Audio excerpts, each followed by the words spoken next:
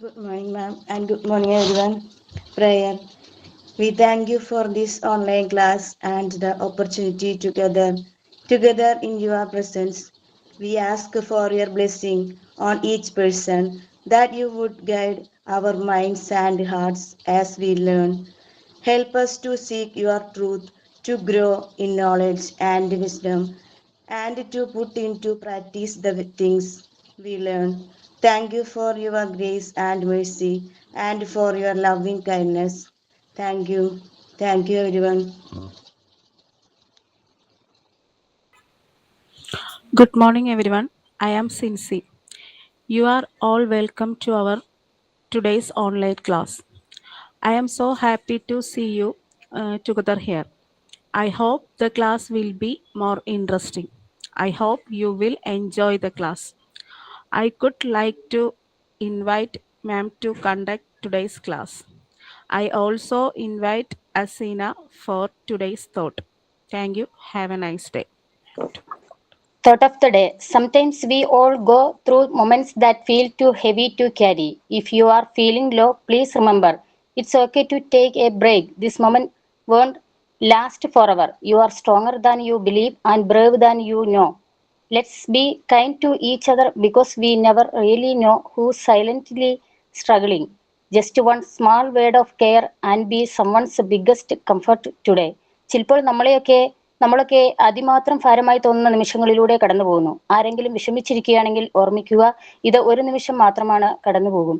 നമ്മൾ കരുതുന്നതിലും അധികം ശക്തരും ധൈര്യവാന്മാരുമാണ്. അതിനാൽ നമ്മൾ ഓരോരുത്തർ സ്നേഹത്തോടെയും കരുണയെയും പെരുമാറണം. ഒരൊറ്റ ദയാപൂർണമായ വാക്ക് പോലും ഒരാളുടെ മനസ്സിന് വലിയ ആശ്വാസമാകാം. Thank you.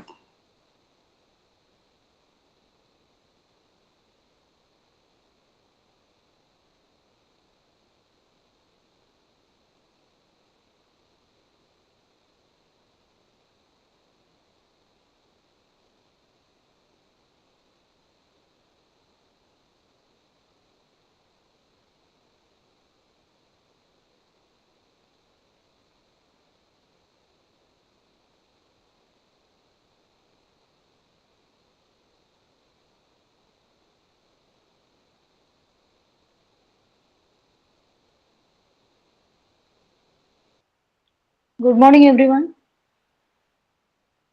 Good morning. Good Good morning. morning. Good ma'am morning. Last ക്ലാസ്സിൽ നമുക്കൊരു തെറാപ്പിനെ കുറിച്ചൊക്കെ പറഞ്ഞില്ലേ? അത് വീട്ടിൽ ആരെങ്കിലും ട്രൈ ചെയ്തായിരുന്നോ? ഇല്ല. എന്ത് തെറാപ്പിയാടാ? സജനേന ചെയ്തില്ലായിരുന്നോ? ലാസ്റ്റ് ക്ലാസ്സിൽ അതന്നെ ജിഷ മാം. എന്താണ് കേട്ടില്ല. സജനേന ജിഷ മാം ചെയ്തില്ലായിരുന്നോ ലാസ്റ്റ് ക്ലാസ്സില്? ഓർമ്മയുണ്ടാ? ഇങ്ങനെ കണ്ണടച്ചൊക്കെ പിടിച്ചിട്ട് മിസ് ഇങ്ങനെ ഓരോ കാര്യങ്ങൾ ഇങ്ങനെ സംസാരിച്ചത്.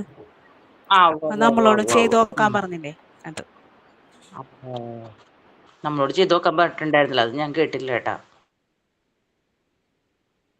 അത് ആർക്ക് വേണമെങ്കിലും ചെയ്യാം എന്ന് പറഞ്ഞിട്ടുണ്ടായിരുന്നല്ലോ. ശരിക്കും അതൊരു സ്ട്രെസ് കുറയ്ക്കുന്ന ഒരു ഇതാണ് കേട്ടോ. നമ്മള് ഒരുപാട് കാര്യങ്ങൾ ഇങ്ങനെ നമ്മൾ സ്റ്റോർ ചെയ്ത് വെച്ച് എന്താ പറയാ, സ്ട്രെസ് ആവുന്നതിലും നല്ലത് അത് ഒറ്റ ദിവസം കൊണ്ട് നമുക്ക് അത് കളയാം മനസ്സിൽ നിന്ന്. അത് നല്ലൊരു സൊല്യൂഷൻ ആയിരുന്നു. അന്ന് മാം പറഞ്ഞപ്പോ ഞാനും കരഞ്ഞു പോയി. അത് ശരിക്കും ഒരു നല്ലൊരു തെറാപ്പി തന്നെയാണ് കേട്ടോ. ശരിയാടാ. നിങ്ങളുടെ ആരെങ്കിലും ഒരു അഭിപ്രായം പറയോ? മെഡിറ്റേഷൻ പോലെ തന്നെ വരല്ലേ? ശരിയാണ്, അത് നല്ല തെറാപ്പി ആയിരുന്നു. പക്ഷെ സജനേനെ ചെയ്യുമ്പോഴും നോടാണ് മിസ് പറയണെങ്കിലും ഞാനും കണ്ണടച്ചിരുന്ന് നമ്മളാ ഇത് പറയണ പോലെ തന്നെ ചെയ്തത്. പക്ഷെ അപ്പോഴും എന്റെ കണ്ണീന്നും ഇതുപോലെ തന്നെ വെള്ളമൊക്കെ ഇങ്ങനെ വന്നായിരുന്നു. ശരിയാണ്. ഇപ്പോ സജനനോട് പറഞ്ഞിട്ടുണ്ടെങ്കിലും എല്ലാവരും അത് റിയലൈസ് ചെയ്ത് അത് ചെയ്തു അല്ലേ? ചെയ്തു കേട്ടോ. അതെ.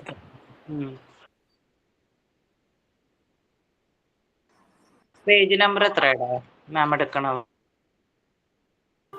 57. Good morning ma'am. Good morning. Good morning ma'am. Good morning ma'am. Good morning, ma'am. Good morning. Last ക്ലാസ്സിന്റെ റിഫ്ലക്ഷൻസ് ആയിരുന്നോ? അതെ മാം. Okay fine. പ്രെയർ എല്ലാം കഴിഞ്ഞു? യെസ് മാം, എല്ലാം കഴിഞ്ഞു, മാം. കഴിഞ്ഞു. ഓക്കെ.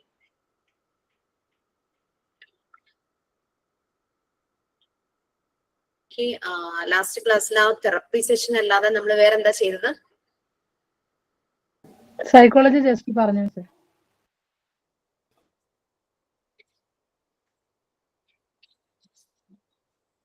മാം ഡെവലപ്മെന്റ് സൈക്കോളജിയെ കുറിച്ച് പറയാന്ന് പറഞ്ഞായിരുന്നു അടുത്ത ക്ലാസ്സിൽ ഡീറ്റെയിൽ ആയിട്ട്.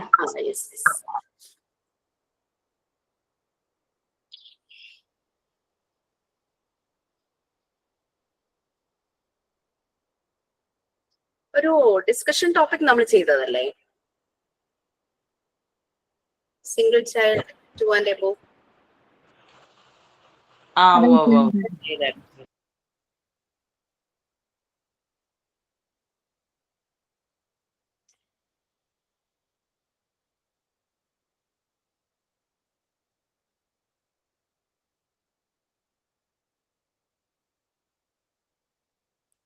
Okay, developmental psychology. നമുക്കറിയാം ഒരു ഹ്യൂമൻ ബീയിങ്ങിന്റെ ലൈഫ് സ്പാൻ എന്ന് പറയുന്നത് വൂം ടു ടോംബ് ആണ് അല്ലെ?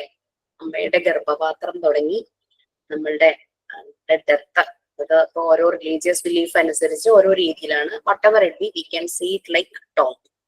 ഓക്കെ, അങ്ങനെയാണ് ഒരു ലൈഫ് സ്പാൻ എന്ന് പറയുന്നത് ഒരു ഹ്യൂമൻ ബീയിങ്ങിന്റെ.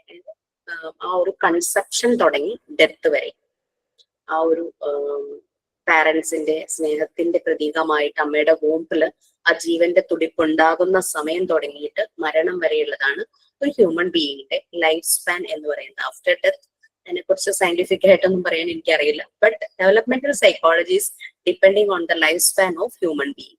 ഒരു മനുഷ്യന്റെ ആ ഒരു ജീവിതം ജനിക്കുക മീൻസ് ഗർഭപാത്രത്തിൽ നിന്ന് പുറത്തേക്ക് വരുന്നത് തുടങ്ങിയല്ല, ഫ്രം ദ ബിഗിനിങ് ആ ഒരു വോമ്പിൽ ആ ജീവന്റെ തുടുപ്പ് ഉണ്ടാകുന്നത് ഒരു ഷേപ്പ് പോലും ഇല്ലാതെ ചെറിയൊരു തുടുപ്പായി, പിന്നെ അതൊരു ഭ്രൂണമായി ഒരു മാംസ പിണ്ടം അല്ലെ, പിന്നെ അതിന് ഷേപ്പുകൾ വരുന്നു, എല്ലാ ഓർഗൻസും ഇന്റേണൽ എക്സ്റ്റേണൽ ഓർഗൻസ് എല്ലാം ഡെവലപ്പ് ചെയ്ത്, അതെല്ലാം ഡെവലപ്മെന്റൽ പ്രോസസ് തന്നെയാണ്.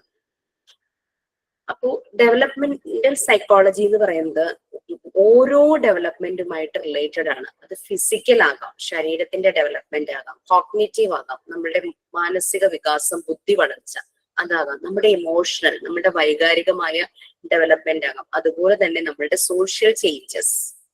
കൊച്ചുകുട്ടി സോഷ്യലൈസ് ചെയ്യാൻ തുടങ്ങുന്നത് കുറെ കൂടെ കഴിയുമ്പോഴാണ്. ചെറുപ്രായത്തിൽ സോഷ്യലൈസേഷൻ ഭയങ്കര പാടായിരിക്കും കുട്ടികൾക്ക്.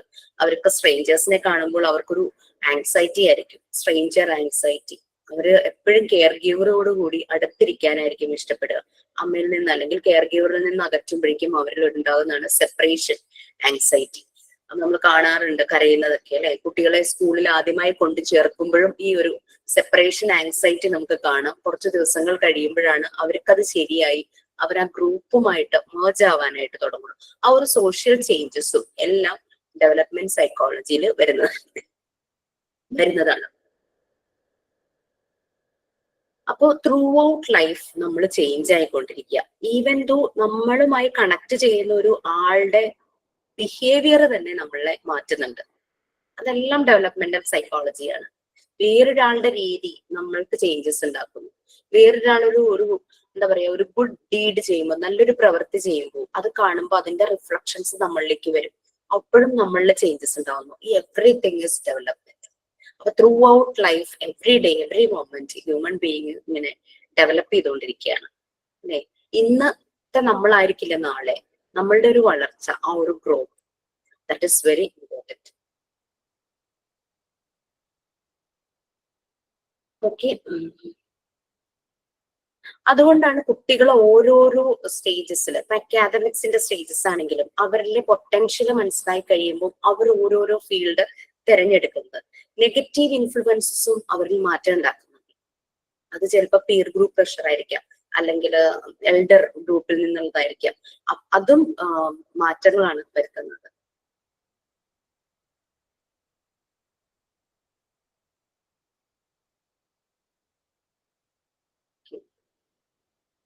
പിന്നെ പലപ്പോഴും നമ്മൾക്കറിയാം കുട്ടികളില് പല ഡിസെബിലിറ്റീസ് ചെറുപ്പത്തിൽ ഉണ്ടാകുന്നുണ്ട്. പലപ്പോഴും മനസ്സിലാക്കാതെ പോയി അത് അവരുടെ ലൈഫ് ലോങ് അവർ ചെറു പ്രായത്തിൽ തന്നെ ആ ഡിസബിലിറ്റി മനസ്സിലാക്കി ശരിയായ രീതിയിലുള്ള ഇന്റർവെൻഷൻ നടത്തി കഴിഞ്ഞാൽ അവരുടെ ആ ഡെവലപ്മെന്റ് പ്രോസസ്സ് കറക്റ്റ് ആയിട്ട് പോകും.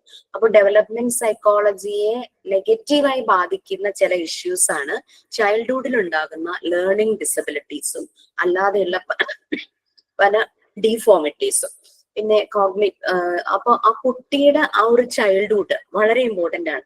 അപ്പൊ അതില് ശരിയായ രീതിയിലുള്ള ഇന്റർവെൻഷൻസ് എവിടെയെങ്കിലും ഒരു കുറവ് വരുമ്പോൾ ഉണ്ടായില്ലെങ്കിൽ that will affect the development of his life. ആ കുട്ടിയുടെ ജീവിതത്തിന്റെ ഡെവലപ്മെന്റിനെ തന്നെ അത് ബാധിക്കും. പലപ്പോഴും ഇമോഷണൽ ഡെവലപ്മെന്റ് ശരിയല്ലാതായി വരിക. പിന്നെ ലാംഗ്വേജ് ഡെവലപ്മെന്റ്, സംസാരിക്കാൻ. എൻ്റെ ഒരു ഫ്രണ്ട് ഉണ്ട് ബാംഗ്ലൂർ, മോനിപ്പോ എഞ്ചിനീയറിംഗിന് പഠിക്കുക. ബട്ട് ആ കുട്ടിയുടെ ലാംഗ്വേജ് ഇതുവരെ ഡെവലപ്പ് ആയിട്ടില്ല. പ്രോപ്പർ ആയിട്ട് ഒരു ലാംഗ്വേജ് പോലും ആ കുട്ടിക്ക് പറയാൻ അറിയില്ല. പറയുമ്പോൾ ആ കുട്ടി ICSE സിലബസിനാണ് പഠിച്ചത്. But he is very poor in Malayalam, poor in Kannada, poor in Hindi, poor in English. അവന് കമ്മ്യൂണിക്കേറ്റ് ചെയ്യാൻ പ്രോപ്പർ ആയിട്ടൊരു ലാംഗ്വേജ് ഇല്ല. ചൈൽഡ്ഹുഡില് ശരിയായ രീതിയിലുള്ള ഇന്റർവെൻഷൻ നടത്താത്തത് കൊണ്ടാണ് ആ കുട്ടിയുടെ ലാംഗ്വേജിന് ഇത്രയും പ്രോബ്ലം ആയത്. ഇപ്പോ എഞ്ചിനീയറിംഗിന് പഠിക്കുന്നു. Is too weak in language. എഞ്ചിനീയറിംഗിന് ലാംഗ്വേജ് ആവശ്യമില്ല, ബട്ട് കമ്മ്യൂണിക്കേറ്റ് ചെയ്യാൻ, പ്രസന്റ് ചെയ്യാൻ എല്ലാം ലാംഗ്വേജ് ആവശ്യം തന്നെയാണല്ലോ. അവൻ അവിടുത്തെ റീജിയണൽ ലാംഗ്വേജ് അറിയില്ല, അവന്റെ മദർ ടങ് മര്യാദയ്ക്ക് പറയാൻ അറിയില്ല, ഹിന്ദി മര്യാദയ്ക്ക് പറയാൻ അറിയില്ല. ഹിന്ദി എല്ലാം പഠിച്ച കുട്ടിയാണ്, ഹിന്ദി മര്യാദയ്ക്ക് പറയാൻ അറിയില്ല, ഇംഗ്ലീഷും അറിയില്ല. ബാംഗ്ലൂരൊക്കെ ICSE സിലബസിൽ പഠിക്കുന്ന കുട്ടികൾക്ക് ഇംഗ്ലീഷ് നല്ലപോലെ വഴങ്ങും, ഈ ഹിന്ദി നല്ലപോലെ. അവർ ഹിന്ദി പഠിക്കുന്നുണ്ടെങ്കിൽ ഹിന്ദി നല്ലപോലെ അവർക്ക് പറയാൻ പറ്റും. പിന്നെ അവിടെ ബോൺ ആൻഡ് ബ്രോട്ടപ്പ് എന്ന് പറയുമ്പോൾ കന്നഡ, ഡെഫിനറ്റ്ലി അവർ കന്നഡ പറയും. പിന്നെ പാരന്റ്സ് അല്ലെങ്കിൽ നാട്ടിലൊക്കെ വരുമ്പോൾ മലയാളം മേ ബി അവർക്ക് ഇച്ചിരി പ്രശ്നമാവുമായിരിക്കും, പക്ഷെ ഒരു ലാംഗ്വേജും ആ കുട്ടിയുടെ ഡെവലപ്പ് ആയിട്ടുണ്ട്. ഇതെല്ലാം ഡെവലപ്മെന്റ് സൈക്കോളജിക്ക് നെഗറ്റീവായിട്ട് വരുന്ന ഇഷ്യൂസ് ആണ്. എന്ത് തന്നെയാണ്, ഫിസിക്കൽ ചേഞ്ചസ് ആണെങ്കിലും, മൂവ്മെന്റ്, മോട്ടോർ സ്കിൽ ഡെവലപ്മെന്റ് ആണെങ്കിലും, പേഴ്സണാലിറ്റി ഡെവലപ്മെന്റ് ആണെങ്കിലും. പിന്നെ പലപ്പോഴും ആളുകൾക്ക് നമുക്കൊരു സെൽഫ് അവയർനെസ് വേണം, ഒരു സെൽഫ് കൺസെപ്റ്റ് വേണം. നമുക്ക് നമ്മളെ കുറിച്ചുള്ള ഒരു ബോധ്യം എന്നൊക്കെ പറയില്ലേ, അത് ശരിക്കും വേണ്ടതാണ്. അതിന്റെ അതിന്റെ കുറവും ഡെവലപ്മെന്റൽ സൈക്കോളജിയെ ബാധിക്കും. ഇനി കുട്ടിയുടെ ഡെവലപ്മെന്റില് സോഷ്യൽ ഇൻഫ്ലുവൻസസ് ഉണ്ട്. കുട്ടി വളരുന്ന ആ സാഹചര്യത്തില് സോഷ്യൽ ഇൻഫ്ലുവൻസ്, അതുപോലെ തന്നെ കൾച്ചറൽ ഇൻഫ്ലുവൻസസ്, ഇതെല്ലാം കുട്ടിയുടെ ഡെവലപ്മെന്റിനെ സ്വാധീനിക്കുന്ന ചില ഫാക്ടേഴ്സ് ആണ്. ഡെവലപ്മെന്റ് സൈക്കോളജി ഒരു വാസ്റ്റ് ആയിട്ട് ഭയങ്കര വൈഡ് ആയിട്ട് പോകുന്ന ഒരു സൈക്കോളജിയാണ്. കാരണം ഇതെല്ലാ ഡെവലപ്മെന്റുമായിട്ടും കണക്റ്റഡ് ആണ്. Okay, cognitive development psychology analyse ചെയ്യുന്നത് ഓരോ സ്റ്റേജിലെ ഡെവലപ്മെന്റ് ആന്ന് പറഞ്ഞു, ഓരോ രീതിയിലുള്ള ഡെവലപ്മെന്റ് ആന്ന് പറഞ്ഞു. അതില് കോഗ്നിറ്റീവ് ഡെവലപ്മെന്റ് ഇപ്പോൾ റിസർച്ച് ചെയ്യുന്ന ഡെവലപ്മെന്റ് സൈക്കോളജിയിൽ റിസർച്ച് ചെയ്യുന്നവർക്ക് കോഗ്നിറ്റീവ് ഡെവലപ്മെന്റില് ജീൻ പിയാജറ്റിന്റെ തിയറി ജീൻ പിയാജറ്റ് കോഗ്നിറ്റീവ് ഡെവലപ്മെന്റിനെ കുറിച്ചാണല്ലോ പോസ്റ്റുലേറ്റ് ചെയ്തത്. തിയറി 4 സ്റ്റേജസ് ആയിട്ട് അദ്ദേഹം ഡിവൈഡ് ചെയ്ത് എടുത്തിരുന്നു നിങ്ങൾക്ക്. ഓക്കെ, അപ്പൊ ജീൻ പിയാഗറ്റിന്റെ ആ ഒരു സ്റ്റേജസ് വളരെ ഹെൽപ്ഫുൾ ആയിട്ടുണ്ട് അവർക്ക്. അങ്ങനെ ഓരോന്നും പേഴ്സണാലിറ്റി ഒരു കുട്ടിയെന്നല്ല എല്ലാ ഇൻഡിവിജ്വലിനും ഒരു പേഴ്സണാലിറ്റി ഉണ്ട്. അപ്പൊ സിഗ്മണ്ട് ഫ്രോയിഡിന്റെ sexual theory of personality development, അതാണ് ഈ ചൈൽഡ്ഹുഡിന്റെ ഇമ്പോർട്ടൻസ് പറഞ്ഞുകൊണ്ടുള്ള പേഴ്സണാലിറ്റി ഡെവലപ്മെന്റ്. എങ്ങനെയാണ് നല്ല ഒരു എൻവയോൺമെന്റിലൂടെ കടന്നു പോകുമ്പോൾ കുട്ടിയുടെ പേഴ്സണാലിറ്റി ഡെവലപ്പ് ചെയ്യുന്നത് എന്നുള്ള രീതിയിൽ പറഞ്ഞിട്ടുണ്ടായിരുന്നു.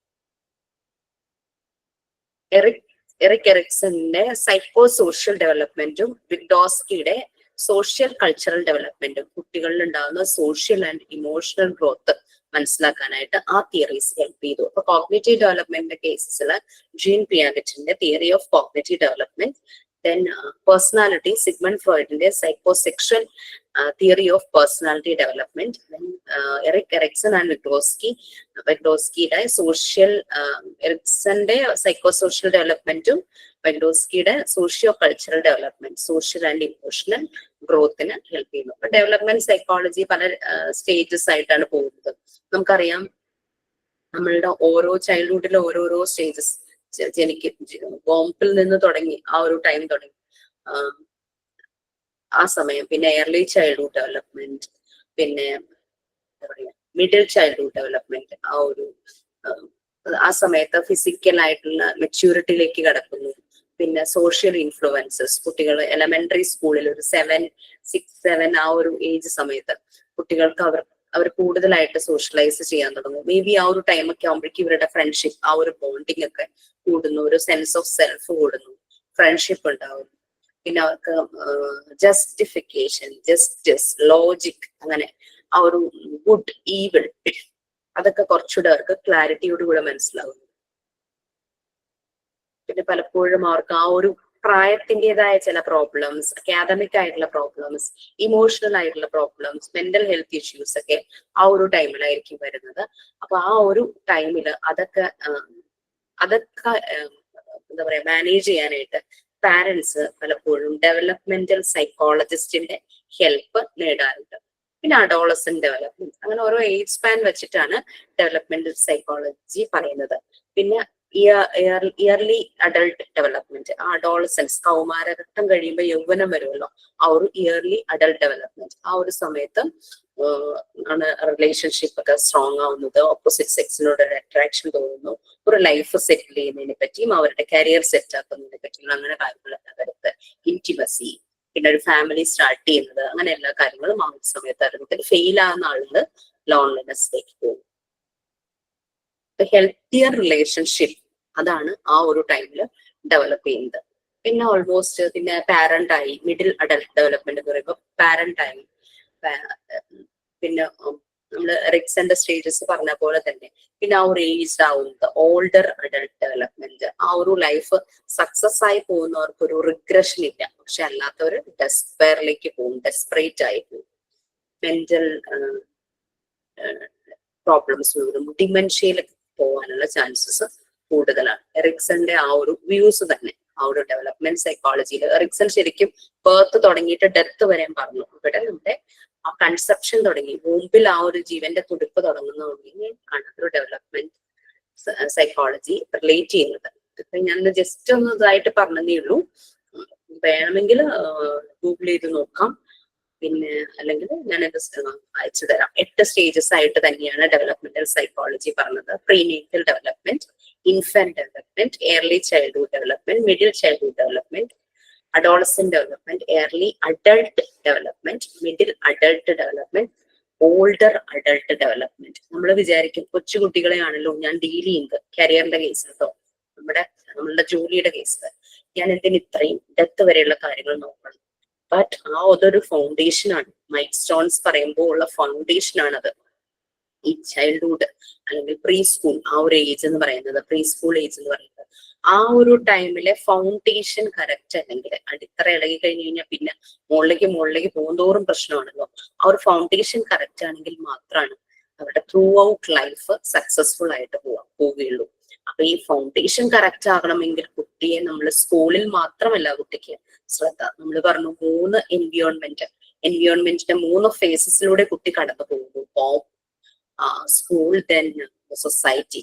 ഈ 3 നമ്മൾ ഉറപ്പാക്കണം, നമ്മുടെ റെസ്പോൺസിബിലിറ്റി തന്നെയാണ്. വീട്ടിൽ കുട്ടിയൊരു പ്രോബ്ലം ഫേസ് ചെയ്യുന്നുണ്ടെങ്കിൽ നമുക്ക് മനസ്സിലാവും കുട്ടിയെ കാണുമ്പോൾ. അതുകൊണ്ടാണല്ലോ നമ്മൾ സൈക്കോളജി പഠിക്കുന്നത്. ആ കുട്ടിയെ കാണുമ്പോൾ നമുക്ക് മനസ്സിലാവും she is suffering from something, അങ്ങനെയുള്ള രീതിയിൽ മനസ്സിലാവും. അപ്പൊ അത് നമ്മൾക്ക് ഇന്റർവെൻഷൻ നടത്താനായിട്ട് കഴിയണം. പല കേസസ് പലപ്പോഴും ക്ലാസ്സുകളിൽ കുട്ടികൾ പറയാറുണ്ട്, പ്രത്യേകിച്ചും സ്കൂളിൽ വർക്ക് ചെയ്യുന്നവർ അല്ലെങ്കിൽ ടീച്ചിങ് പ്രാക്ടീസിന് പോയ സമയത്തൊക്കെയുള്ള എക്സ്പീരിയൻസസ് ഒക്കെ ഷെയർ ചെയ്തിട്ടുണ്ടായിരുന്നു. ഞാൻ നിങ്ങളോട് പറഞ്ഞിട്ടുണ്ടെന്ന് തോന്നുന്നു, ഹെൽത്ത് ഹൈജീൻ ഒക്കെ എടുത്ത സമയത്ത് ഇങ്ങനെ ഒത്തിരി ഷാബി ആയിട്ട് ഡ്രസ് ചെയ്ത് ചേട്ടന്റെ പാകാവാത്ത ഡ്രസ് ഇട്ടിട്ട് വന്ന ഒരു കുട്ടിയുടെ കാര്യം പറഞ്ഞിട്ടുണ്ടായിരുന്നോ? No ma'am. പറഞ്ഞിരുന്നല്ലേ? നോ കേട്ടതുകൊണ്ട് ഞാൻ ജസ്റ്റ് ഒന്ന് പറയാം. പറഞ്ഞു വരുമ്പോ നിങ്ങൾക്ക് ഓർമ്മ വരുമായിരിക്കും. ടീച്ചിങ് പ്രാക്ടീസിന് പോയപ്പോ കണ്ടൊരു കഥയാണ്. 2 ബോയ്സ് പറഞ്ഞതല്ലേ. അവിടെ നമ്മള് ഒരു ട്രിക്ക്, ആ കുട്ടിയെ സപ്പോർട്ട് ചെയ്യാനായിട്ട് നമ്മൾ അവിടെ ഒരു ട്രിക്ക് യൂസ് ചെയ്തു. ചൈൽഡ് ലൈനിൽ ഇൻഫോം ചെയ്യുന്നു പറഞ്ഞപ്പോഴേക്കും പാരന്റ്സ് പേടിച്ചു. അവർക്ക് പെട്ടെന്ന് പേടിയായി. പിന്നെ ആ കുട്ടിയെ നല്ല രീതിയിൽ തന്നെ കെയർ ചെയ്യാനായിട്ട് തുടങ്ങി. ഇതൊക്കെ നമ്മൾക്ക് പാരന്റ്സ് ശ്രദ്ധിക്കാത്ത കാര്യങ്ങളും ഒക്കെയുണ്ട്. അപ്പൊ ടീച്ചേഴ്സും എല്ലാരും ഒന്നുമല്ല, പാർഷ്യൽ ആയിട്ട് പെരുമാറുന്ന ടീച്ചേഴ്സും ഉണ്ട്, അൺഫ്രണ്ട്ലി ആയിട്ട് പെരുമാറുന്ന ടീച്ചേഴ്സും. സോ അപ്പൊ ഫസ്റ്റ് നമ്മളിൽ നിന്ന് തന്നെ ചേഞ്ചസ് തുടങ്ങും. അത് നമ്മളുടെ ഒരു ഡെവലപ്മെന്റൽ സ്റ്റേജ് തന്നെയാണ് അല്ലെ. നമ്മൾ ഓരോ സിറ്റുവേഷൻ അനുസരിച്ച് നമ്മൾ മാറിക്കൊണ്ടേയിരിക്കുവാണ് ഓരോ സിറ്റുവേഷൻ. സോ ജസ്റ്റ് അതൊന്ന് ബ്രീഫ് ചെയ്യണമെന്ന് മാത്രമേ ഉദ്ദേശിച്ചുള്ളൂ. Okay,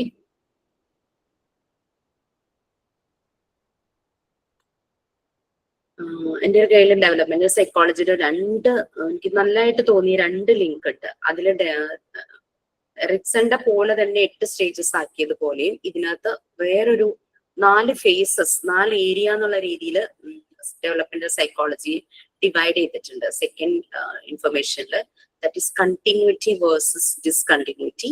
Second one, stability versus change. Third one, nature versus nurture. Then fourth one, historical origins.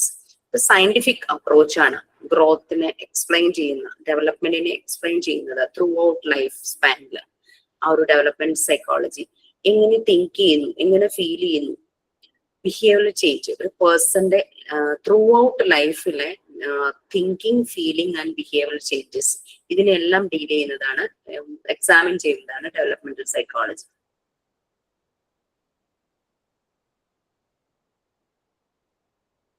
എല്ലാ കുട്ടികളും വളരുന്നത് മീൻസ് ഒരുപോലെ തന്നെയാണെങ്കിലും സറൗണ്ടിങ് സാഹചര്യങ്ങൾ കാരണം അവരുടെ ഈ വളർച്ച, ഡെവലപ്മെന്റ്, ഈവൻ ഫിസിക്കൽ ഡെവലപ്മെന്റ് തന്നെ എന്താ പറയാ മുരടിച്ചു പോകുന്ന പോലെയാണല്ലേ ചില നെഗറ്റീവ് ആയിട്ടുള്ള ഫാക്ടേഴ്സ് അഫക്ട് ചെയ്യുമ്പോൾ.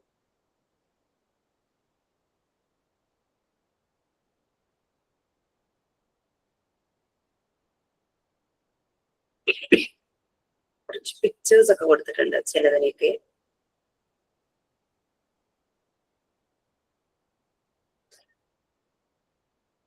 കുറേ ഉണ്ട് പറയാനാണെങ്കിൽ ഇഷ്ടംപോലെ ഉണ്ട്.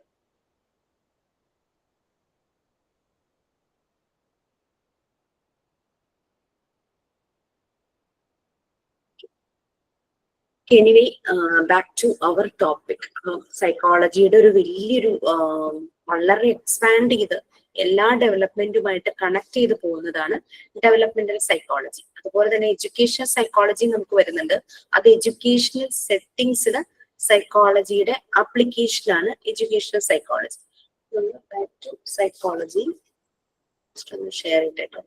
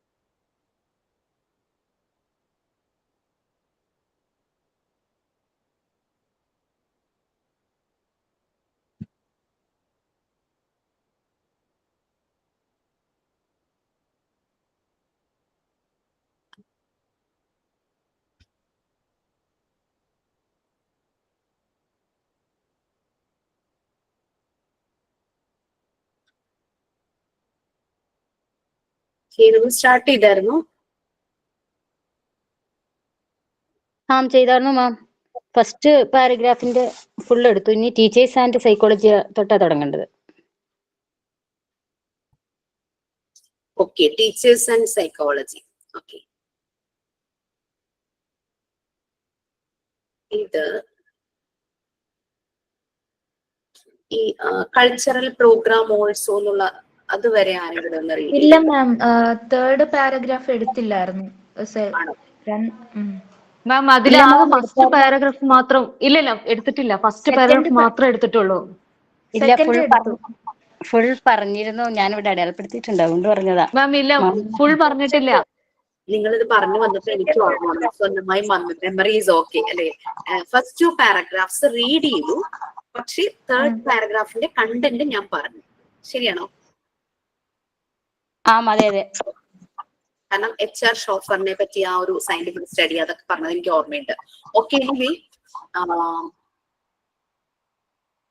പോകെ നമുക്ക് ചിലപ്പോ ഫുൾ മീൻസ് ഈ ഒരു യൂണിറ്റ് ഒക്കെ ആയതുകൊണ്ട് കുഴപ്പമൊന്നും ഉണ്ടാവില്ലായിരിക്കും. ഫുൾ റീഡ് ചെയ്യാനായിട്ട് സമയം കിട്ടിയെന്ന് വരില്ല. അപ്പൊ ഞാൻ ചെയ്യാൻ പോകുന്ന കാര്യം, ഇന്ന് ക്ലാസ് കഴിയുമ്പോൾ ഞാൻ നെക്സ്റ്റ് ക്ലാസ്സിൽ വരുമ്പോൾ ഇത്ര പേജസ് വായിച്ചിട്ട് വരാനായിട്ട് പറയും.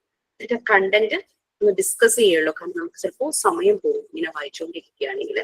ഓക്കെ, സോ തേർഡ് പാരഗ്രാഫ് വായിച്ചോളൂ.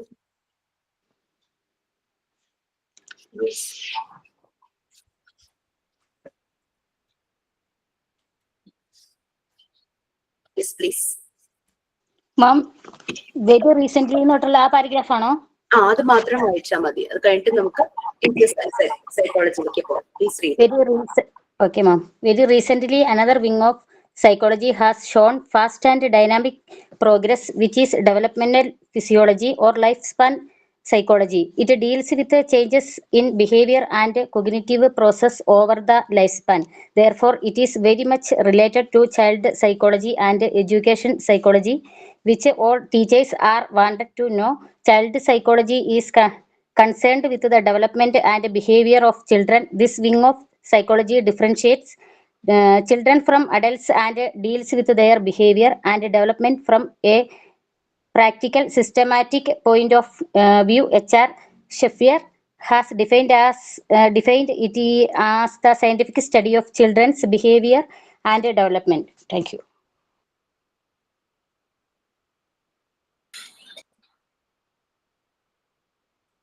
Okay. നമ്മൾ ഓൾറെഡി പറഞ്ഞു ഡെവലപ്മെന്റ് സൈക്കോളജിയെ കുറിച്ചൊന്ന് ബ്രീഫ് ചെയ്തു. ഒരു ലൈഫ് സ്പാൻ സൈക്കോളജി, അതിന് വേറൊരു പേര് ഓർ ലൈഫ് സ്പാൻ സൈക്കോളജി അല്ലെ. Throughout entire life, womb to top നമുക്ക് പറയുവാണെങ്കിൽ പെട്ടെന്ന് തന്നെ മനസ്സിലാകും ആ ഒരു ഇത്. ബാക്കി സൈക്കോ അനാലിസ്റ്റുകളൊക്കെ ബേർത്ത് തുടങ്ങിയിട്ട് ഡെത്ത് വരെ, അല്ലെങ്കിൽ ഇത്ര ഏജ് വരെ, അങ്ങനെയുള്ള രീതിയിൽ, അല്ലെങ്കിൽ എന്താ പറയാ ഇൻഫൻസി, ചൈൽഡ്ഹുഡ്, അഡൾട്ട്ഹുഡ്, അങ്ങനെ ഓൾഡ് ഏജ്, ആ ഒരു രീതിയിൽ പറഞ്ഞിട്ടുണ്ടെങ്കിൽ ഇവിടെ ആ ഒരു ഡെവലപ്മെന്റ് പ്രോസസ് ഒരു ഷേപ്പ് പോലും ഉണ്ടാകാതെ ഒരു ജീവന്റെ തുടിപ്പുണ്ടായ സമയം തുടങ്ങി ബ്രീത്ത് ഇല്ലാതായി ഡെത്താവുന്ന ടൈം വരെയുള്ള ഡെവലപ്മെന്റ് ആണ് പറഞ്ഞത്. ഓക്കെ, അപ്പൊ അത് എല്ലാ രീതിയിലുമുള്ള ഗ്രോത്തും ഡെവലപ്മെന്റുമായിട്ട് കണക്റ്റഡ് ആണെന്ന് നമ്മൾ പറയും. ചേഞ്ചസ് ഇൻ ബിഹേവിയർ, നമ്മളുടെ thinking, feeling, changes in behaviour, നമ്മളുടെ ബുദ്ധിയുടെ changes, that is cognitive process over the life span. ഇത് ചൈൽഡ് സൈക്കോളജിയുമായിട്ട് വെരി മച്ച് റിലേറ്റഡ് ആണ്. കാരണം ചൈൽഡ് സൈക്കോളജിയിൽ നമ്മൾ കുട്ടികളുടെ ഡെവലപ്മെന്റ്, ഫിസിക്കൽ, പിന്നെ സോഷ്യൽ, ഇമോഷണൽ, കോഗ്നിറ്റീവ്, ഇങ്ങനെയുള്ള എല്ലാ ഡെവലപ്മെന്റും നമ്മൾ പഠിക്കുന്നുണ്ട്. അവരുടെ അത് ഡീൽ ചെയ്യുന്നുണ്ട്. അതുപോലെ തന്നെ എഡ്യൂക്കേഷണൽ സൈക്കോളജിയുമായിട്ട് ഇത് റിലേറ്റഡ് ആണ്. കാരണം എഡ്യൂക്കേഷണൽ സൈക്കോളജി എന്ന് പറയുമ്പോൾ അവരുടെ അക്കാദമിക്, അവരുടെ സ്കിൽ, അവരുടെ പൊട്ടൻഷ്യൽ എല്ലാമായിട്ട് കണക്റ്റഡ് ആണ്. അപ്പോൾ അവിടെയും ഡെവലപ്മെന്റ് സൈക്കോളജി, കാരണം throughout the life span വരുന്നതാണല്ലോ.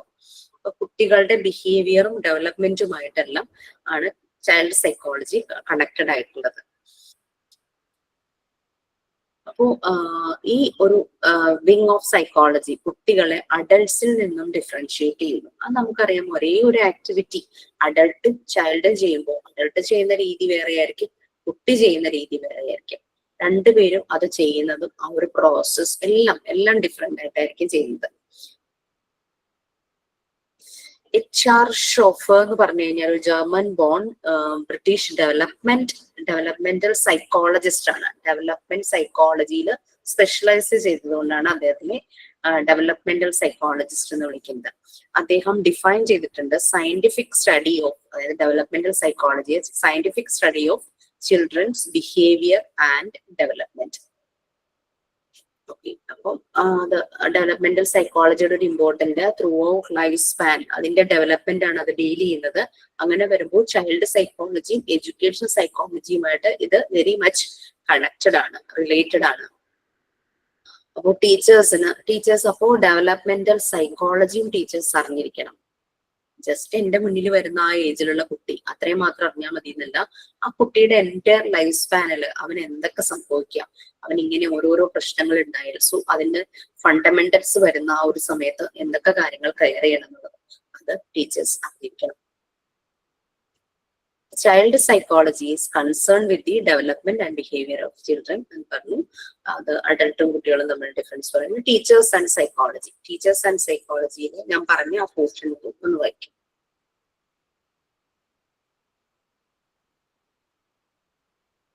Yes please. Teachers and psychology. Education in simple terms in the modification of behavior of children in a controlled environment to shape the behavior of the subject and bring positive changes. It is necessary to study the science of behavior. All teachers have to understand the children with whom they interact. It is necessary that they should know how they think, how they react to their environment, the strengths and weakness of their personality, etc. At the same time, of teachers has to know that two individuals are not similar and they have several different aspects. Every individual is unique in nature. At the same time, when the individuals come together, the nature of their behavior changes. As the teacher is very often expected to deal with a group of students, it has to know the psychology of the groups as well as the psychology of the individual in the group and the influence of the group of the individual. The teacher must have awareness about the socio-culture program also.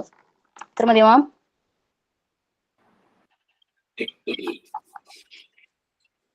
Okay, teachers and psychology. So നിങ്ങൾ child psychology general ആയിട്ട് മനസ്സിലാക്കണം, child psychology മനസ്സിലാക്കണം, developmental psychology മനസ്സിലാക്കണം, education psychology മനസ്സിലാക്കണം. മനസ്സിലായോ? ഒരു കുട്ടിയെ പറയുമ്പോൾ 3 to 6 years അല്ലെങ്കിൽ കൂടി വന്ന 10 years ഹയർ ക്ലാസ്സിലാണ് അങ്ങനെ ആ ഒരു ഏജിലുള്ള കുട്ടിയെ ഡീൽ ചെയ്യുമ്പോൾ നമ്മൾ എത്രത്തോളം നമ്മൾ അവെയർ ആയിരിക്കണം എന്ന് മനസ്സിലാക്കും. അല്ലെ, നമ്മൾ പറയില്ലേ ഒരു വാക്കുകൊണ്ടോ നോക്കുകൊണ്ടോ പോലും നമ്മളുടെ ഭാഗത്ത് നിന്ന് അവർക്കൊരു നെഗറ്റീവ് ഫീല്, ഒരു വിഷമം, അല്ലെ, അത് കുട്ടിയാണെങ്കിലും വലിയ ആൾക്കാരാണെങ്കിലും ഇപ്പൊ നമ്മളുടെ വാക്കും പ്രവൃത്തിയും നമ്മളുടെ ഈവൻ നമ്മളുടെ എക്സ്പ്രഷൻസ് ഓൾസോ, അല്ലെ, നമ്മളുടെ നോൺ വെർബൽ ക്യൂസ്, നമ്മൾ പറയാതെ പറയുന്ന ചില കാര്യങ്ങൾ നമ്മളുടെ മുഖത്തൂടെ മിന്നി മറിയും. മുഖം മനസ്സിന്റെ കണ്ണാടിയാന്നൊക്കെ പറയണ പോലെ ഈവൻ നമ്മളൊന്ന് ഡള്ളായിരിക്കുന്നവരെയും ആ കുട്ടിയെ വല്ലാതെ ബുദ്ധിമുട്ടിക്കും. കാരണം പണ്ട് മോൻ കുഞ്ഞായിരുന്നപ്പോഴേ അവന് ഇഷ്ടമുള്ള ടീച്ചേഴ്സ് ഒക്കെ ഉണ്ടായിരുന്നു. ഒരു ദിവസം വന്നിട്ട് പറയാം, മിസ് ഇന്ന് ചിരിച്ചതേ ഇല്ല. അപ്പൊ അത്രയും കുട്ടികൾ ഒബ്സർവ് ചെയ്യാണ്, എന്നും ചിരിക്കുന്ന മിസ് ഇന്ന് ചിരിച്ചതേ ഇല്ല. ടീച്ചർ എന്തോ ഒരു പേഴ്സണലി എന്തോ ബുദ്ധിമുട്ട് അനുഭവിച്ചുകൊണ്ടായിരിക്കും അന്ന് ടീച്ചർക്ക് ഒട്ടും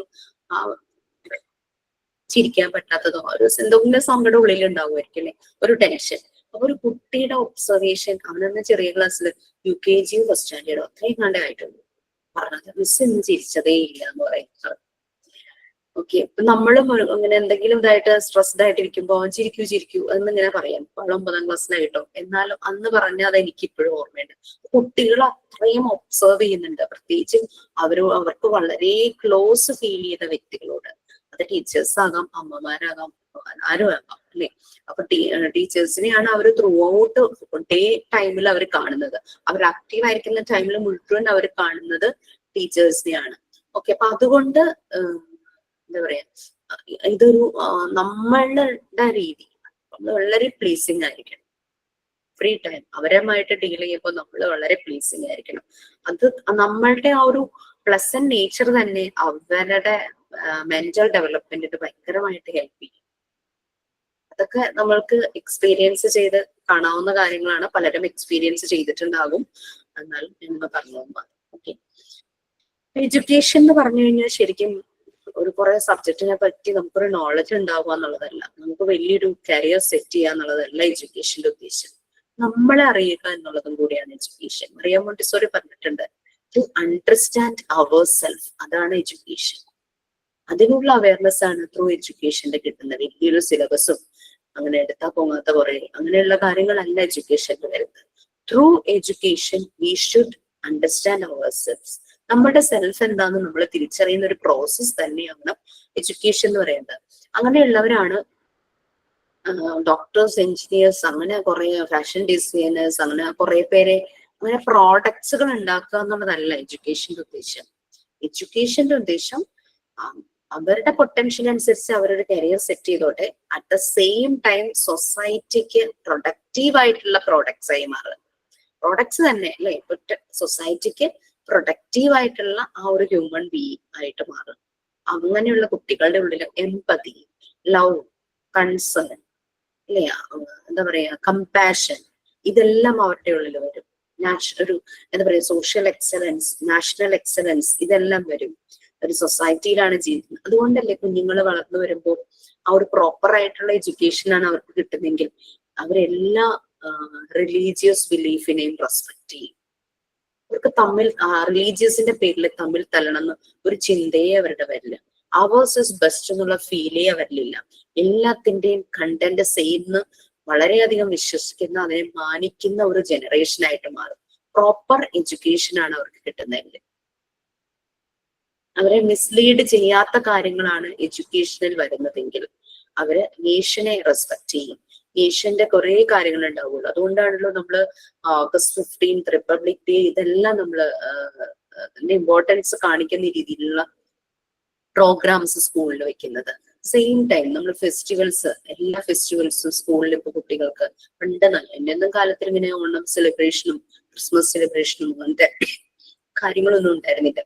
പക്ഷെ ഇപ്പം ഇതെല്ലാം ഓഫീസുകളിലും സ്കൂളുകളിലും എന്തൊരു ചെറിയൊരു ഫോം ആണെങ്കിൽ എല്ലായിടത്തും ഇത് ആളുകൾ ചെയ്യുന്നുണ്ട്. ഒരു യൂണിറ്റി, ആ ഒരു ഫീൽ, ഒരു ഫീൽ, എല്ലാവരും ഒന്നാണെന്നുള്ള ഫീല് അതിന് വേണ്ടിയിട്ട് തന്നെയാണ് ഇങ്ങനെയുള്ള കാര്യങ്ങളൊക്കെ ഉൾപ്പെടുത്തുന്നത്.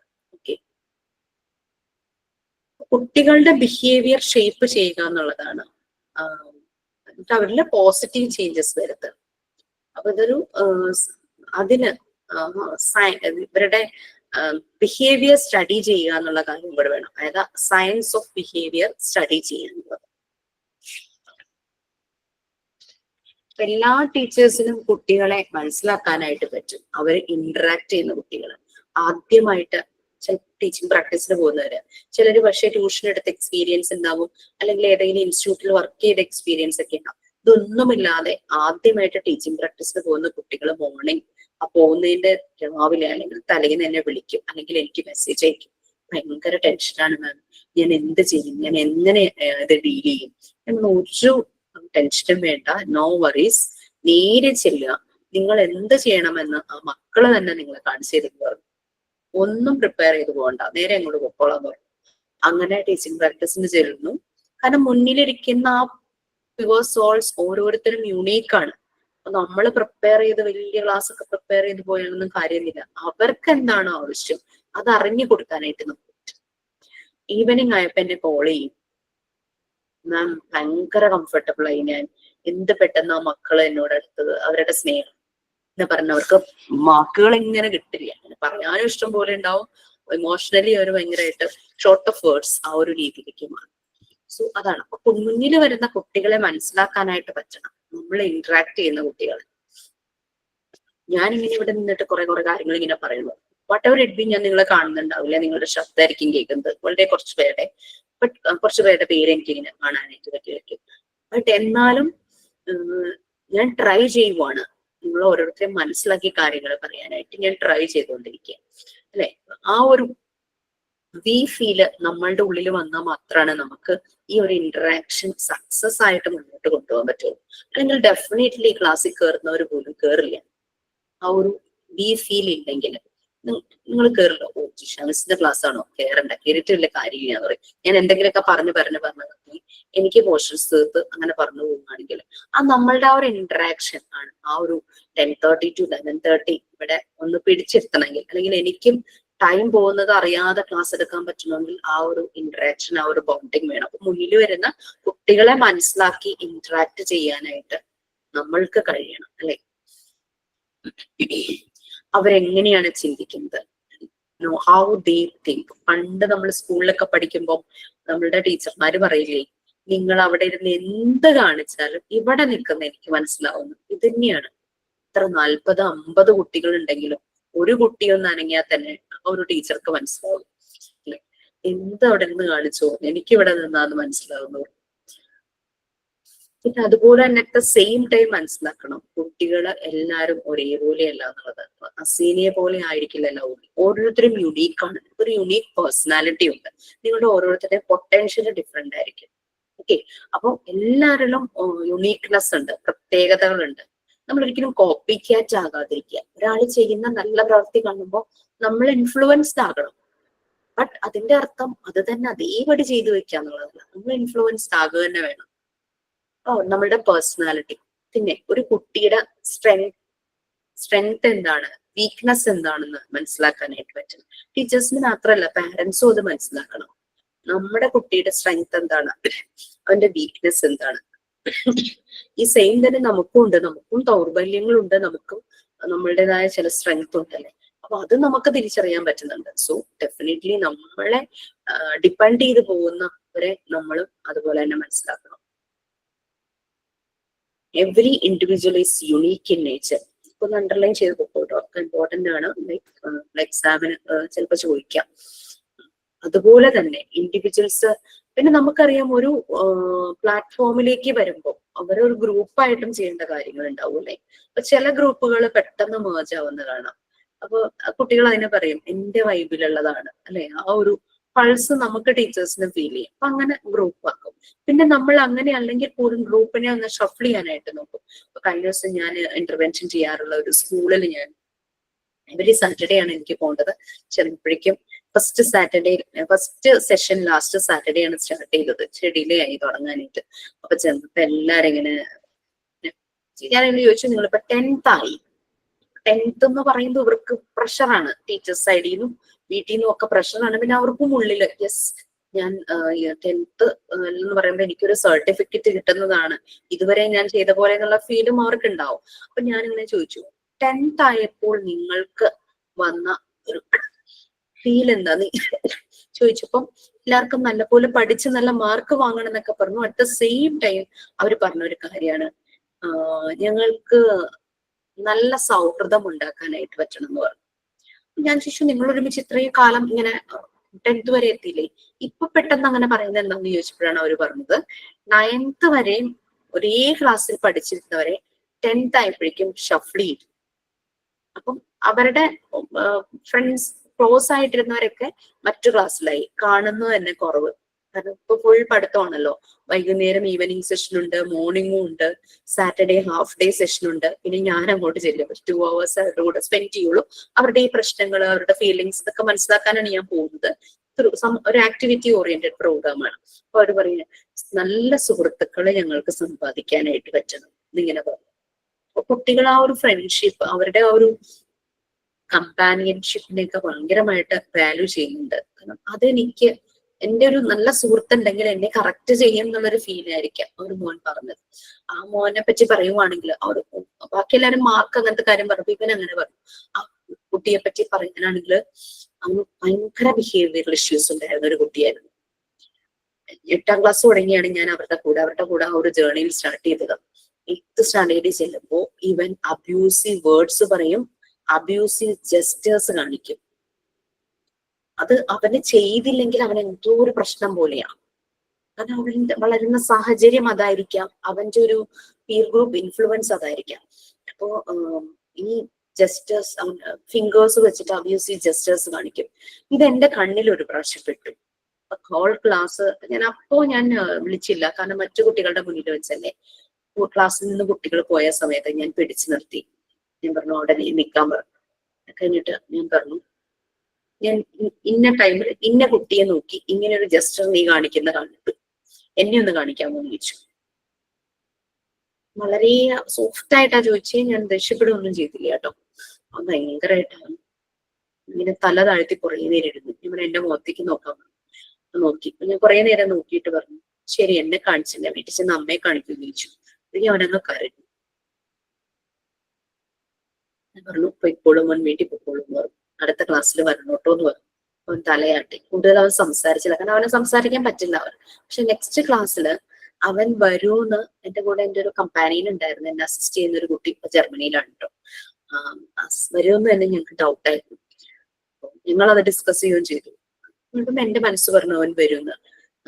ഡൗട്ട്ഫുൾ ആയിരുന്നെങ്കിലും പക്ഷെ നെക്സ്റ്റ് ക്ലാസ്സിൽ അവൻ വന്നു. ഒരു പക്ഷെ അവനാണ് ഏറ്റവും ആദ്യം വന്നത്, ഏറ്റവും ഫ്രണ്ടിലിരുന്നു, പറയുന്നതെല്ലാം ശ്രദ്ധിച്ചു. അവൻ ആ ഒരു അക്കാദമിക് ഇയറിലെ സെഷൻ തീരാറായിട്ടപ്പോ ഞങ്ങൾ ഇരിക്കുന്ന ക്ലാസ്സിൽ ഈ ഹാൻഡ് റെസ്റ്റ് ഉള്ള ചെയർ ആയിരുന്നു. പലതിന്റെ അത് അത്ര എന്താ പറയാ ക്വാളിറ്റി ഉള്ളതായിരുന്നില്ല. ഈ ഹാൻഡ് റെസ്റ്റ് പോയിട്ട് അതിന്റെ മെറ്റലിന്റെ ഇതാണ് അങ്ങനെ ആ മെറ്റലിന്റെ അവിടെ ഇവിടെയൊക്കെ ആയിട്ട് കൊണ്ടു കഴിഞ്ഞാൽ നമ്മുടെ ഡ്രസ്സ് കീറിപ്പോവും. കുട്ടികളുടെ കൈയൊക്കെ മുറിഞ്ഞിട്ടുണ്ട്. അപ്പൊ ഞാൻ പലതവണ മാനേജ്മെന്റിന്റെ ശ്രദ്ധയിൽപ്പെടുത്തി അത് ഞങ്ങൾക്ക് മാറ്റി തരണം എന്നുള്ള രീതിയിൽ പറഞ്ഞു. പക്ഷെ നമുക്കത് കിട്ടിയില്ല. അങ്ങനെ അന്ന് സെഷൻ എടുക്കാൻ വന്നത് ഒരു പേഴ്സണൽ ഹൈജീന്റെ ഭാഗമായിട്ട് നമ്മളൊരു ഡെന്റിസ്റ്റിനെയാണ് വിളിച്ചത്. അപ്പൊ ആള് ക്ലാസ് എടുക്കുമ്പോൾ ഞാൻ കുട്ടികളുടെ കൂടെ ഈ ചെയറിൽ ഇരിക്കുക. ഞാനൊരു സൽവാറാണ് ഇട്ടിരുന്നത്, ഒരു ക്രീം കളർ, ഒരു off white colour plain. Last അവരുടെ സെഷൻ കഴിഞ്ഞപ്പം അവർക്കൊരു താങ്ക്സ് പറയണമല്ലോ. ഞാൻ ചെയറിൽ നിന്ന് ഇറങ്ങിയതും എനിക്ക് എന്റെ ഡ്രസ്സ് കീറിയ പോലെ ഫീൽ ചെയ്തു. പക്ഷെ ഞാൻ ആ ഒരു ടൈം ആയതാണ് വേഗം അവർക്കൊരു താങ്ക്സ് കൊടുക്കുന്ന പോലെ കൊടുക്കണമല്ലോ, ഒരു ഗസ്റ്റ് ആണല്ലോ.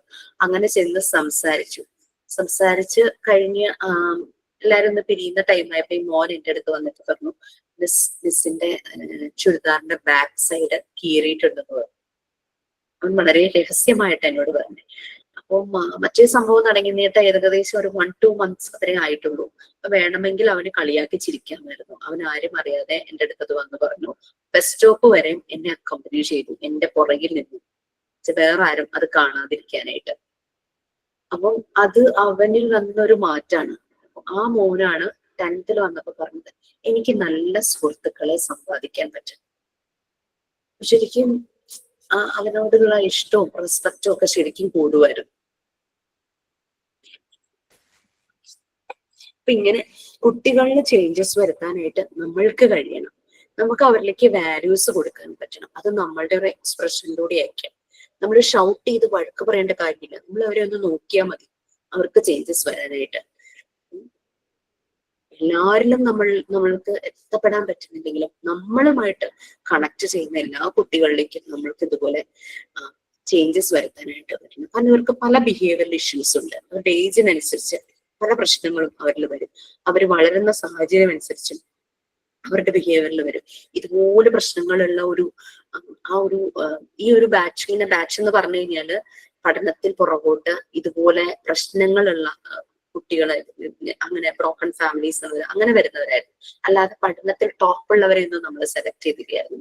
ബട്ട് ആവറേജ് ആയിട്ട് പഠിക്കുന്നവര് അങ്ങനെ 1-2 കുട്ടികളെ ടോപ്പ് ആ ഒരു രീതിയിൽ എടുക്കും. കാരണം അവരുടെ ഇൻഫ്ലുവൻസ്, പീർ ഗ്രൂപ്പ് ഇൻഫ്ലുവൻസ് ഒക്കെ വരണമല്ലോ.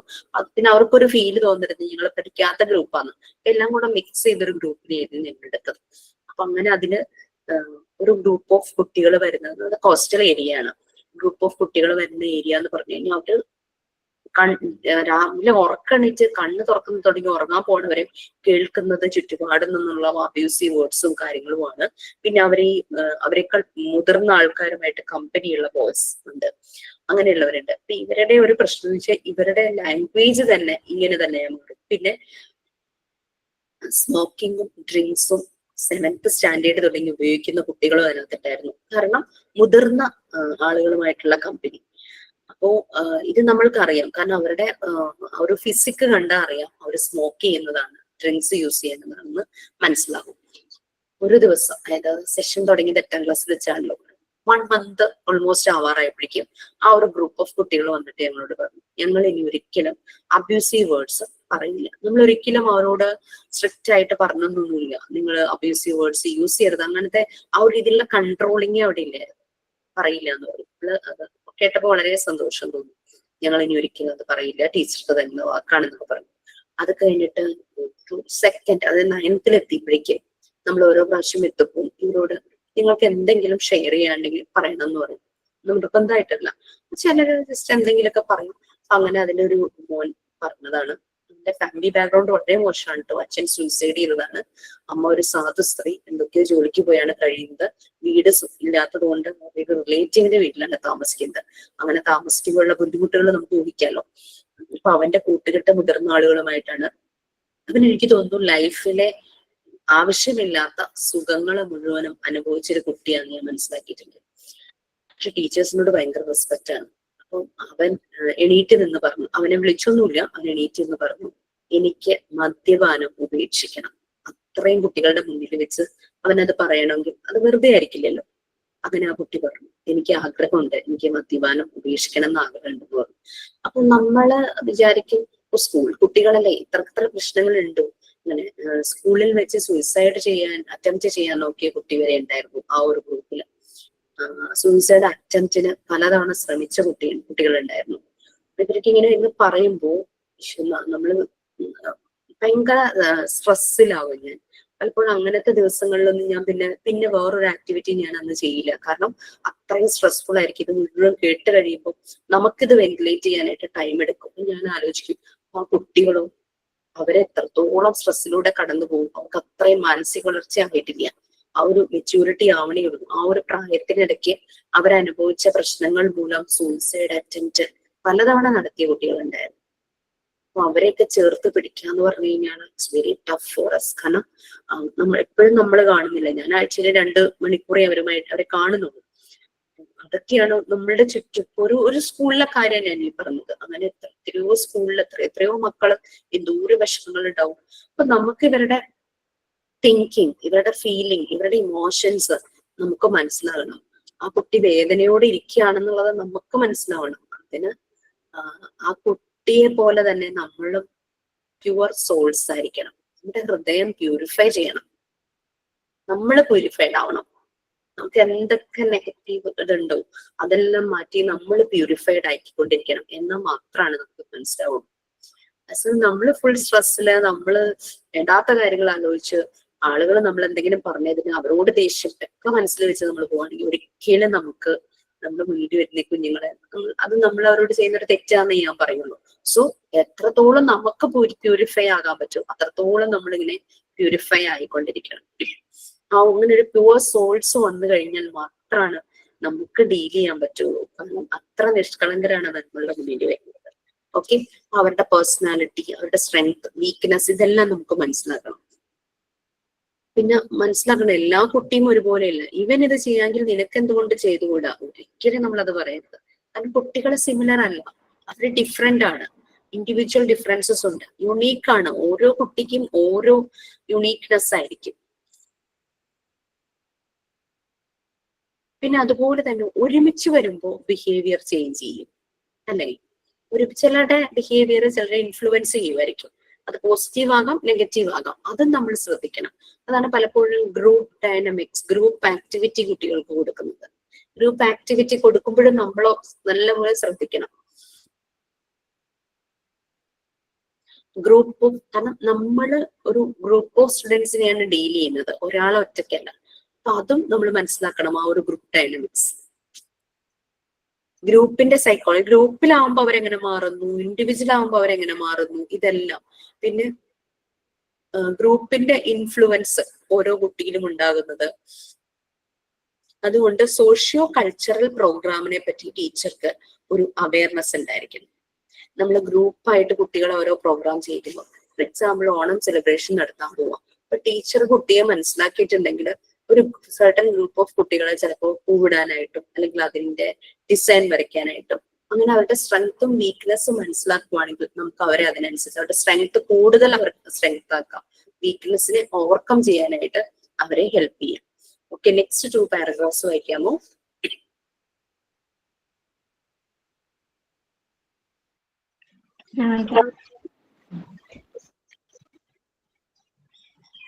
As a teacher deals with children's processing of knowledge, she is expected to know the process involved in the obtaining of knowledge. Besides, she must have knowledge of how to improve knowledge of the children so that they may process it properly.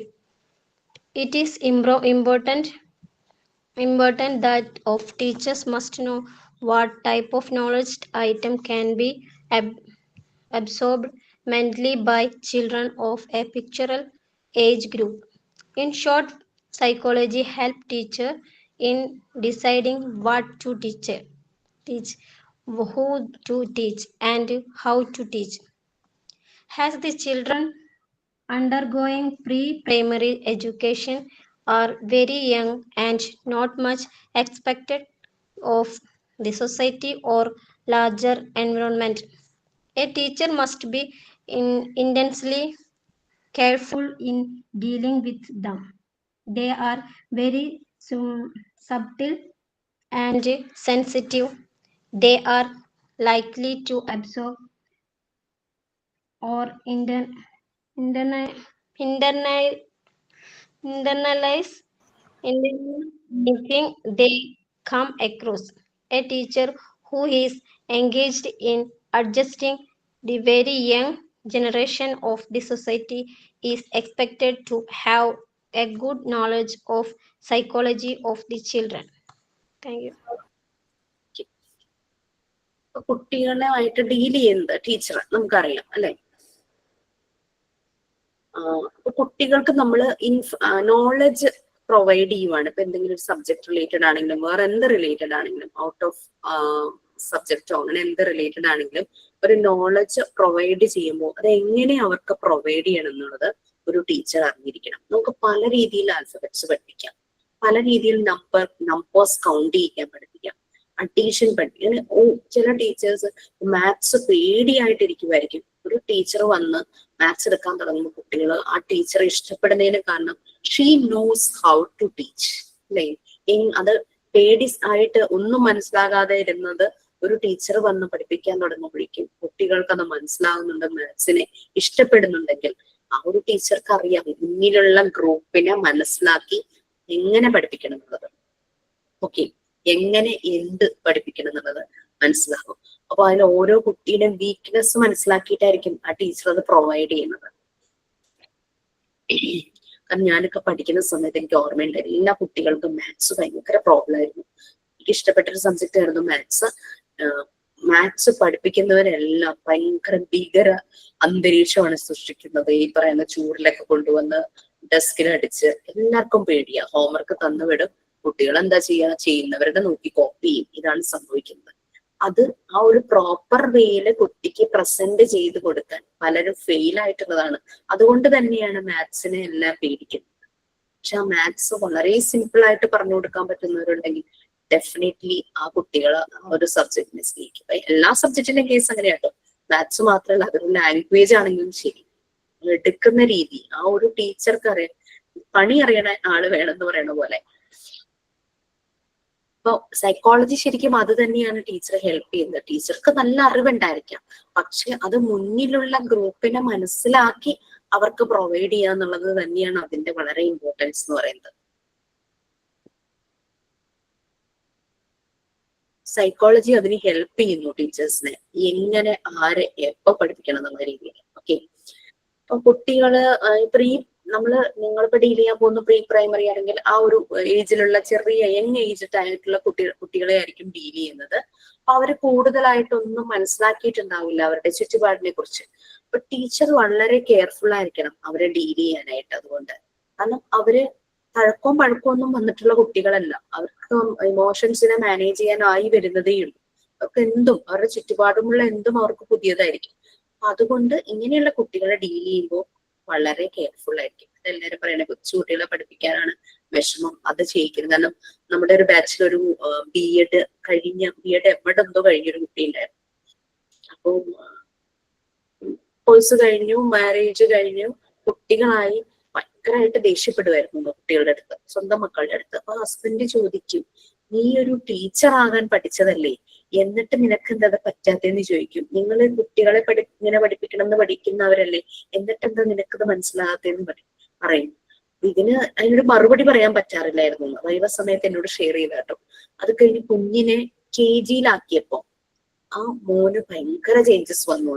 അതുവരെ ഇങ്ങനെ violent nature, aggressiveness ഒക്കെ കാണിച്ച കുട്ടി വളരെ സബ്മിസീവായി അവന് ഇഷ്ടപ്പെട്ട കാര്യങ്ങൾ ചെയ്യുന്നു, സ്കൂളിൽ നിന്ന് കൊടുക്കുന്ന വർക്കുകൾ ചെയ്യുന്നു.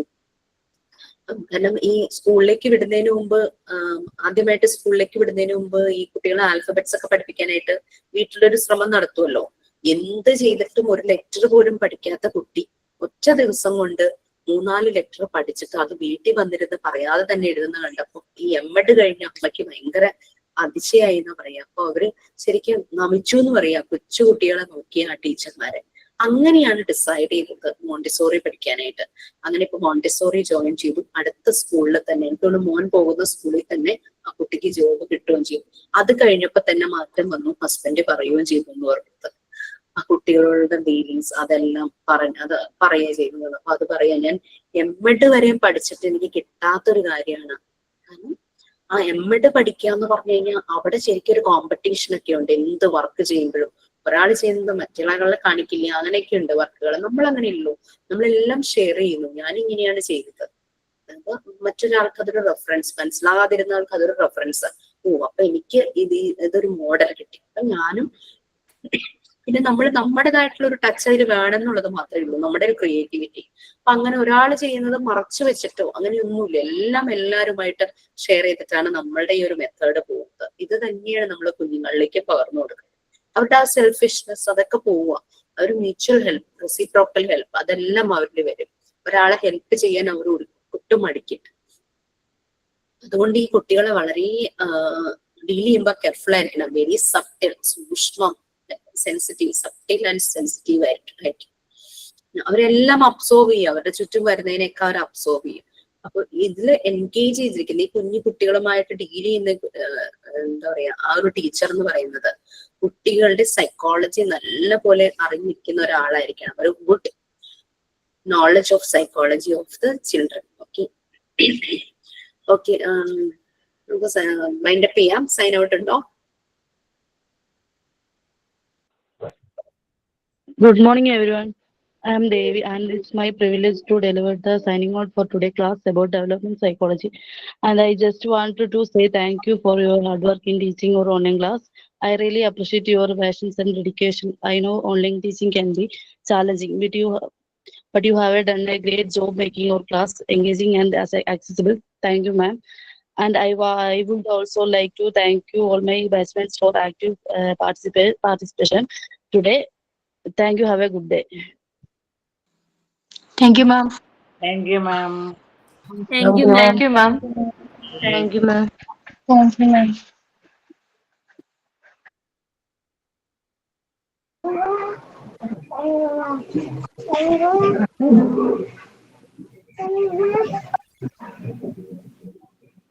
Thank you, ma'am.